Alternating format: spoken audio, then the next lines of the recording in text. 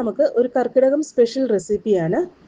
പ്രത്യേകിച്ച് ഈ ഒരു കർക്കിടക മാസത്തിൽ ദേഹരക്ഷയൊക്കെ ചെയ്യുന്നവർക്ക്, അതുപോലെ തന്നെ മഴക്കാലത്ത് ദഹനത്തിന് സഹായിക്കുകയും ശരീരത്തിന് ചൂട് നൽകുകയും ചെയ്യുന്ന ഒരു പരമ്പരാഗത വിഭവമാണിത്.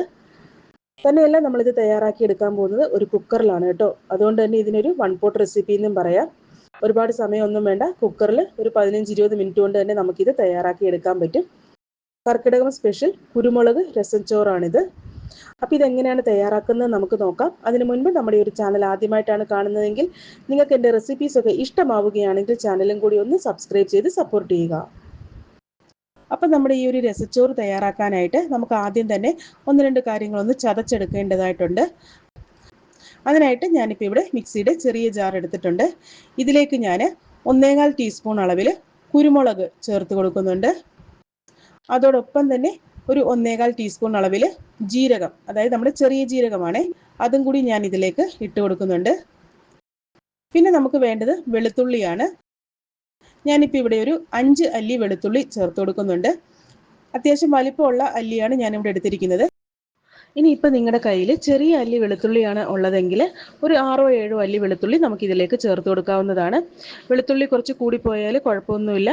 അതിൻ്റെ ആ ഒരു ടേസ്റ്റൊക്കെ ഇഷ്ടമുള്ളവർക്ക് 6-7 അല്ലി വെളുത്തുള്ളി ചേർത്ത് കൊടുക്കാവുന്നതാണ്. വെളുത്തുള്ളിയൊക്കെ നമ്മുടെ ദഹനത്തിന് ഒരുപാട് സഹായിക്കും. തന്നെയല്ല, നമ്മുടെ രോഗപ്രതിരോധ ശേഷിയൊക്കെ വർദ്ധിപ്പിക്കാനും അതുപോലെ തന്നെ നമ്മുടെ ഹൃദയത്തിൻ്റെ ആരോഗ്യത്തിനുമൊക്കെ വളരെ നല്ലതാണ്. അപ്പം അതുകൊണ്ട് തന്നെ വെളുത്തുള്ളി കുറച്ച് കൂടിപ്പോയാലും കുഴപ്പമൊന്നുമില്ല. അതിൻ്റെ ഒരു ടേസ്റ്റ് ഇഷ്ടമുള്ളവർക്ക്. ഞാനിപ്പോൾ ഇവിടെ ഒരു 5 അല്ലി വെളുത്തുള്ളി ഇതിലേക്ക് ചേർത്ത് കൊടുക്കുന്നുണ്ട്. ഇനിയിപ്പോൾ നമുക്കിതെല്ലാം ഒന്ന് നല്ലപോലെ ചതച്ച് കൊണ്ടുവരാം. വെള്ളമൊന്നും ചേർക്കേണ്ട ആവശ്യമില്ല. അപ്പം ഞാൻ ഇതെല്ലാം ഒന്ന് ചതച്ച് കൊണ്ടുവന്നിട്ടുണ്ട്. ഇനി ഇതിലേക്ക് ഞാനിപ്പോൾ ഇവിടെ ഒരു 2 തണ്ട് കറിവേപ്പിലയും കൂടിയിട്ട് ഒന്നും കൂടി ഒന്ന് ക്രഷ് ചെയ്തെടുക്കുന്നുണ്ട്. ഇനിയിപ്പോൾ ഞാൻ ഇവിടെ ഒരു കുക്കർ എടുത്ത് വെച്ചിട്ടുണ്ട്. അപ്പോൾ ഈ ഒരു ചോറ് വന്നിട്ട് നമ്മൾ കുക്കറിലാണ് കേട്ടോ തയ്യാറാക്കാൻ പോകുന്നത്. ഇതിലേക്ക് ഞാനിപ്പോൾ ഇവിടെ 1 കപ്പ് അളവിൽ ജീരകശാല അരി ചേർത്ത് കൊടുക്കുന്നുണ്ട്. ഇപ്പോൾ ഈ ഒരു ജീരകശാല അരി തന്നെ വേണം നിർബന്ധമില്ല. നമ്മുടെ സാധാരണ പച്ചരിയോ അല്ലെങ്കിൽ ബസുമതി റൈസോ ഏത് വേണമെങ്കിലും നിങ്ങൾക്ക് ചേർക്കാവുന്നതാണ് കേട്ടോ. ഞാനിപ്പോൾ ഇവിടെ 1 കപ്പ് അളവിൽ ജീരകശാല അരി ഞാൻ ഇതിലേക്ക് ചേർത്ത് കൊടുക്കുന്നുണ്ട്. അതോടൊപ്പം തന്നെ ഞാൻ ഇതിലേക്ക് ഒരു 1/2 കപ്പ് അളവിൽ ചെറുപരിപ്പ് ചേർത്ത് കൊടുക്കുന്നുണ്ട്. അതായത് നമ്മുടെ പയറുപരിപ്പ്, അതാണ് കേട്ടോ ഇത്. അതും കൂടി ഞാൻ ഇതിലേക്ക് ചേർത്ത് കൊടുക്കുന്നുണ്ട്. ഇനി ഇതെല്ലാം നല്ലപോലെ ഒന്ന് കഴുകി കൊണ്ടുവരാം. അപ്പം ഞാൻ ഇതെല്ലാം ഇവിടെ ഒന്ന് കഴുകി എടുത്തിട്ടുണ്ട്. ഇനി ഇതിലേക്ക് നമ്മൾ നേരത്തെ ചതച്ച് വെച്ചിരുന്ന ആ ഒരു കുരുമുളക്, ജീരകം, വെളുത്തുള്ളി, കറിവേപ്പില, അതിൻ്റെ ആ ഒരു പേസ്റ്റ് നമുക്കിതിലേക്ക് ഇട്ട് കൊടുക്കാം. പിന്നെ ഞാൻ ആ ഒരു മിക്സിയുടെ ജാറിലേക്ക് ഒരു 1/4 കപ്പ് അളവിൽ വെള്ളം കൂടി ഒഴിച്ചു കൊടുത്ത് അതും കൂടി ഇതിലേക്ക് ഒഴിച്ചു കൊടുക്കുന്നുണ്ട്. ഇനി നമുക്കിതിലേക്ക് വേണ്ടത് തക്കാളിയാണ്. ഞാനിപ്പോൾ ഇവിടെ ഒരു 2 മീഡിയം സൈസിലുള്ള തക്കാളി എടുത്തിട്ടുണ്ട്. ഞാൻ ഈ ഒരു വലുപ്പത്തിൽ കട്ട് ചെയ്ത് ഇതിലേക്ക് ഇട്ട് കൊടുക്കുന്നുണ്ട്. അപ്പോൾ ഈ ഒരു തക്കാളി വന്നിട്ട് അത്യാവശ്യം നല്ലപോലെ പഴുത്ത തക്കാളിയാണ് കേട്ടോ വേണ്ടത്. അതോടൊപ്പം തന്നെ ഞാൻ ഇതിലേക്ക് 1 ടീസ്പൂൺ അളവിൽ മഞ്ഞൾപ്പൊടി ചേർത്ത് കൊടുക്കുന്നുണ്ട്.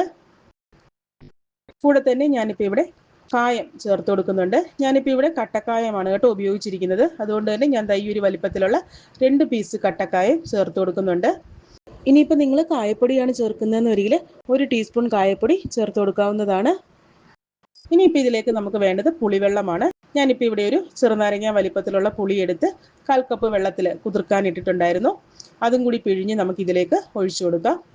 അടുത്തതായിട്ട് നമുക്കിതിലേക്ക് വേണ്ടത് നമ്മുടെ രസപ്പൊടിയാണ്. അതും കൂടി ഞാനിപ്പോൾ ഇവിടെ ഒരു 1.25 ടീസ്പൂൺ അളവിൽ ചേർത്ത് കൊടുക്കുന്നുണ്ട്.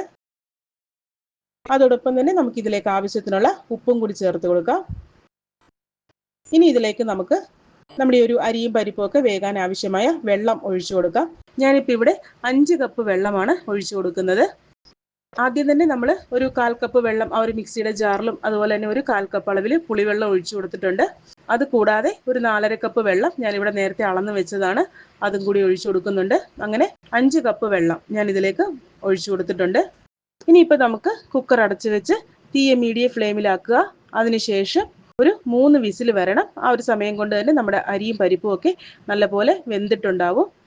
പിന്നെ വിസിലിൻ്റെ എണ്ണവും അതുപോലെ തന്നെ നമ്മൾ ഒഴിച്ചു കൊടുക്കുന്ന വെള്ളത്തിൻ്റെ അളവും ഒക്കെ നമ്മൾ എടുക്കുന്ന അരിയുടെ വേവിനനുസരിച്ച് വ്യത്യാസങ്ങൾ വരാം. അത് മാത്രം ഒന്ന് ശ്രദ്ധിക്കുക. ഇനിയിപ്പോൾ നമുക്ക് ഇതെല്ലാം ഒന്ന് നല്ലപോലെ വേവിച്ചെടുക്കാം. അപ്പോൾ ഇതാ നമ്മുടെ അരിയെല്ലാം ഇവിടെ നല്ലപോലെ വെന്ത് വന്നിട്ടുണ്ട്. ഞാനിപ്പോൾ ഇവിടെ ഒരു 2 വിസിൽ വന്നതിന് ശേഷം അതിൻ്റെ ഒരു പ്രഷറൊക്കെ പോകാനായിട്ട് കുറച്ച് സമയം ഒന്ന് മാറ്റി വെച്ചിട്ടുണ്ടായിരുന്നു. ഇപ്പോൾ ഇതാ നമ്മുടെ അരിയും പരിപ്പും എല്ലാം നല്ലപോലെ ഒന്ന് വെന്ത് വന്നിട്ടുണ്ട്. നമുക്കിത് വന്നിട്ട് തവിയുടെ ബാക്ക് സൈഡ് വെച്ചിട്ട് നല്ലപോലെ ഒന്ന് ഉടച്ചു കൊടുക്കണം. കാരണം ഇതൊരു കുഴഞ്ഞ രീതിയിലുള്ളൊരു റൈസാണ്. തന്നെയല്ല നമ്മൾ ഇതിലേക്ക് ഒഴിച്ചു കൊടുത്തിരുന്ന വെള്ളവും നല്ലപോലെ വറ്റി വന്നിട്ടുണ്ട്. അപ്പോൾ അതുകൊണ്ട് തന്നെ ഞാനിപ്പോൾ ഇതിലേക്കൊരു 1.5 കപ്പ് അളവിൽ ചെറു ചൂടുവെള്ളം കൂടി ചേർത്ത് കൊടുക്കുന്നുണ്ട്. കാരണം എന്താ വെച്ചാൽ നമ്മുടെ ഈ ഒരു റൈസ് വന്നിട്ട് അത്യാവശ്യം നല്ലപോലെ കുഴഞ്ഞ് നല്ല ലൂസായിട്ടുള്ള കൺസിസ്റ്റൻസിയിലാണ് ഇതിരിക്കുന്നത്. ഇനിയിപ്പോൾ ഞാൻ ദാ ഇവിടെ ഒരു ചീനച്ചട്ടി അടുപ്പിൽ വെച്ചിട്ടുണ്ട്. ചട്ടി ചൂടായി വരുമ്പോഴത്തേക്കും നമുക്കിതിലേക്ക് 1.5 ടേബിൾ സ്പൂൺ അളവിൽ നെയ്യ് ചേർത്ത് കൊടുക്കണം.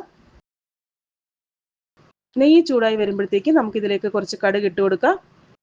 കടുകെല്ലാം നല്ലപോലെ ഒന്ന് പൊട്ടി വരുമ്പോഴത്തേക്കും നമുക്കിതിലേക്ക് കുറച്ച് വറ്റൽ മുളകും ഫ്രഷ് ആയിട്ടുള്ള കറിവേപ്പിലയും കൂടി ഇട്ട് കൊടുക്കണം. ഇനി ഇതിലേക്ക് നമ്മൾ നേരത്തെ തയ്യാറാക്കി വെച്ചിരിക്കുന്ന ആ ഒരു ചോറ് നമുക്കിതിലേക്ക് ഇട്ട് കൊടുക്കാം. അപ്പോൾ ഇത് വന്നിട്ട് നമ്മൾ താളിക്കുന്ന സമയത്ത് നെയ്യ് തന്നെ ചേർക്കാൻ നോക്കുക കേട്ടോ, എങ്കിലേ അതിൻ്റെ ആ ഒരു കറക്റ്റ് ആയിട്ടുള്ള ടേസ്റ്റ് കിട്ടത്തുള്ളൂ. ഇനിയിപ്പോൾ നെയ്യുടെ ആ ഒരു രുചി ഇഷ്ടമല്ലാത്തവർക്ക് നിങ്ങൾക്ക് ഇഷ്ടമുള്ള ഏതെങ്കിലും എണ്ണ വെച്ചിട്ട് ചെയ്യാവുന്നതാണ്. ഇനിയിപ്പോൾ ഇത് വന്നിട്ട് നല്ലപോലെ ഒന്ന് തിളച്ച് തുടങ്ങുമ്പോഴത്തേക്കും സ്റ്റവ് ഓഫാക്കാം. ഞാനിപ്പോൾ തീ ഹൈ ഫ്ലെയിമിൽ തന്നെയാണ് വെച്ചിരിക്കുന്നത് കേട്ടോ, മീഡിയം ഫ്ലെയിമിലൊന്നുമില്ല, ഹൈ ഫ്ലെയിമിൽ വെച്ച് തന്നെയാണ് ഇതൊന്ന് തിളപ്പിച്ചെടുക്കുന്നത്. പിന്നെ ഈ ഒരു രസച്ചോറ് വന്നിട്ട് നമുക്ക് ഈ ഒരു കർക്കിടക മാസത്തിൽ മാത്രമല്ല കേട്ടോ, അല്ലാതെ കൊണ്ട് നമുക്കിത് കഴിക്കാവുന്നതാണ്. പ്രത്യേകിച്ച് സൈഡ് ഡിഷിൻ്റെ ആവശ്യമൊന്നുമില്ല. ഇനിയിപ്പോൾ നിങ്ങൾക്ക് എന്തെങ്കിലും സൈഡ് ഡിഷ് വേണമെന്ന് തോന്നുവാണെങ്കിൽ എന്തെങ്കിലും ഒരു ഫ്രൈയോ പിന്നെ അതുപോലെ തന്നെ വല്ല പപ്പടമോ അല്ലെങ്കിൽ നമ്മുടെ ബനാന ചിപ്സ് ഉണ്ടല്ലോ അതൊക്കെ വെച്ചിട്ട് നമുക്കിത് കഴിക്കാവുന്നതാണ്. തന്നെയല്ല നമുക്കിത് വന്നിട്ട് ലഞ്ച് ബോക്സിലേക്ക് പാക്ക് ചെയ്ത് കൊടുക്കാനും പറ്റുന്ന സിമ്പിളായിട്ടുള്ളൊരു റെസിപ്പിയും കൂടിയാണ്. ഞാനിപ്പോൾ ഇതിൻ്റെ കൂടെ സൈഡായിട്ട് നല്ലൊരു വഴുതനങ്ങ മെഴുക്കുവരട്ടിയും ഫ്രെയിംസുമാണ് എടുത്തിരിക്കുന്നത്. അപ്പോൾ ഈ ഒരു വഴുതനങ്ങ മെഴുക്കുവരട്ടി വന്നിട്ട് വളരെ എളുപ്പത്തിൽ ഒരുപാട് എണ്ണയൊന്നും ചേർക്കാതെ കണ്ട് കുഴഞ്ഞു പോകാതെ പെട്ടെന്ന് തയ്യാറാക്കിയെടുക്കാൻ പറ്റുന്ന ഒരു മെഴുക്കുവരട്ടിയാണ്. അതിൻ്റെ റെസിപ്പി ഇതിനു മുൻപ് നമ്മുടെ ചാനലിൽ ഞാൻ അപ്ലോഡ് ചെയ്തിട്ടുണ്ട്. താല്പര്യമുള്ളവർക്ക് പോയി ചെക്ക് ചെയ്യാവുന്നതാണ്. ലിങ്ക് ഞാൻ താഴെ ഡിസ്ക്രിപ്ഷൻ ബോക്സിൽ കൊടുക്കാം. അപ്പോൾ ദാ നമ്മുടെ ചോറെല്ലാം ഇവിടെ നല്ലപോലെ ഒന്ന് തിളവന്ന് തുടങ്ങിയിട്ടുണ്ട്. ഞാനിപ്പോൾ ഇവിടെ സ്റ്റവ് ഓഫാക്കിയിരിക്കുകയാണ്. ഇനി നമുക്കിതിലേക്ക് കുറച്ച് ഫ്രഷ് ആയിട്ടുള്ള മല്ലിയിലയും കൂടെ ചേർത്ത് കൊടുക്കണം. കുറച്ചധികം മല്ലിയില ചേർത്ത് കൊടുക്കുന്നതുകൊണ്ട് കുഴപ്പമൊന്നുമില്ല. എൻ്റെ കയ്യിൽ ഇപ്പോൾ ഇത്രയേ ഉള്ളൂ, ഞാനപ്പോൾ അത് ചേർത്ത് കൊടുക്കുന്നുണ്ട്. അപ്പോൾ ദാ ഇത്രയേ ഉള്ളൂ നമ്മുടെ ടേസ്റ്റി ആയിട്ടും എന്നാൽ വളരെ സിമ്പിളായിട്ടും ഹെൽത്തി ആയിട്ടും തയ്യാറാക്കിയിട്ടുള്ള രസച്ചോറ് ഇവിടെ റെഡി ആയിട്ടുണ്ട്. എല്ലാവർക്കും എൻ്റെ ഒരു റെസിപ്പി ഇഷ്ടമായിട്ടുണ്ടെന്ന് കരുതുന്നു. റെസിപ്പി ഇഷ്ടമായാൽ നിങ്ങളുടെ ഫ്രണ്ട്സിനും റിലേറ്റീവ്സിനും ഒക്കെ ഒന്ന് ഷെയർ ചെയ്ത് കൊടുക്കുക.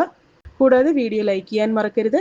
അതുപോലെ തന്നെ നമ്മുടെ ഈ ഒരു ചാനൽ ആദ്യമായിട്ട് കാണുന്നവരാണെങ്കിൽ നിങ്ങൾക്ക് എൻ്റെ റെസിപ്പീസൊക്കെ ഇഷ്ടമാവുകയാണെങ്കിൽ ചാനലും കൂടി ഒന്ന് സബ്സ്ക്രൈബ് ചെയ്ത് സപ്പോർട്ട് ചെയ്യുക. കൂടാതെ നിങ്ങളുടെ അഭിപ്രായങ്ങളും നിർദ്ദേശങ്ങളൊക്കെ കമൻറ്റ് ബോക്സിലൂടെ എന്നെ അറിയിക്കാവുന്നതാണ്. അടുത്ത നല്ലൊരു റെസിപ്പിയായിട്ട് കാണുന്നത് വരേക്കും ടേക്ക് കെയർ, ബൈ.